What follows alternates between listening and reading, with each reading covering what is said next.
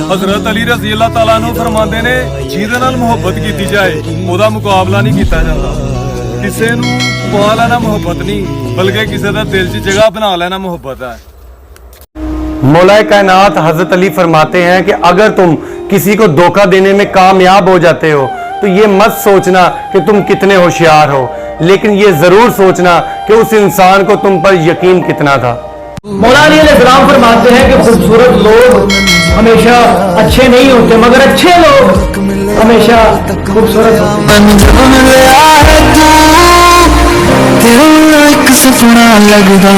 अकरम सल्लल्लाहु अलैहि वसल्लम ने हज़रत अली रज़ी अल्लाह ताला अन्हु से फरमाया कि ए अली, रात को सोने से पहले ये 5 काम लाजमी करके सोना। 4000 दिनार सदका देकर सोना, 1 मरतबा कुरान शरीफ पढ़कर सोना, 2 लड़ने वालों में सुलह करवा कर सोना, जन्नत की कीमत अदा करके सोना और 1 हज अदा कर सोना। तो हज़रत अली रज़ी अल्लाह ताला अन्हु ने फरमाया कि या रसूल अल्लाह, ये सारे अमर तो मुहाल हैं, ये सब मैं कैसे कर पाऊँगा? तो हमारे नबी अकरम सल्लल्लाहु अलैहि वसल्लम ने फरमाया कि ए अली, अगर तुम 4 मरतबा सूरह फातिहा पढ़ोगे तो इसका सवाब 4000 दिनार के बराबर है। अगर तुम 3 मरतबा कुल हु अल्लाहु पढ़ोगे तो इसका सवाब 1 मरतबा कुरान शरीफ पढ़ने के बराबर है। अगर तुम 10 मरतबा दरूद शरीफ पढ़ोगे तो इसका सवाब जन्नत की कीमत अदा करने के बराबर है। अगर तुम 10 मरतबा इस्तग़फ़ार पढ़ोगे तो 2 लड़ने वालों के दरमियान सुलह करने के बराबर है। और अगर तुम 4 मरतबा 30। हज़रत अली रज़ी अल्लाह ताला अन्हु ने फरमाया कि अगर ज़िंदगी खुशियों से गुजारना चाहते हो तो गमज़दा लोगों के पास बैठकर उनके गम सुना करो।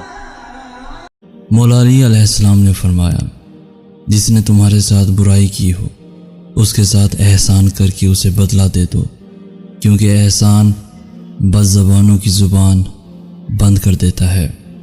अली मौला ने खुद फरमाया, कहा कानून याद रख, 3 मरहले हैं, जिसने वो तीनों मरहले उबूर कर लिए कह सकता है मैं मौत का इस्तिकबाल कर रहा हूँ। फरमाया मौला वो कौन से 3 मरहले? कहा वो मरहले याद रखो, सबसे पहला मरहला है अदाउल फराइज, जिस बंदे ने अल्लाह की तरफ से किए हुए वाजिबात को अदा कर लिया, ये पहला मरहला है। मौला दूसरा मरहला, इमाम ने फरमाया दूसरा मरहला है इज्तिनाबुल महारिम, अल्लाह की हराम की हुई चीजों से परहेज कर लिया, ये दूसरा मरहला। अच्छा मौला तीसरा मरहला कौन सा? तीसरा मरहला फरमाया कि वल इस्तेमालो अलल मकारिम, अपनी जिंदगी में अपने अंदर अच्छी खुसूसियात को पैदा करना।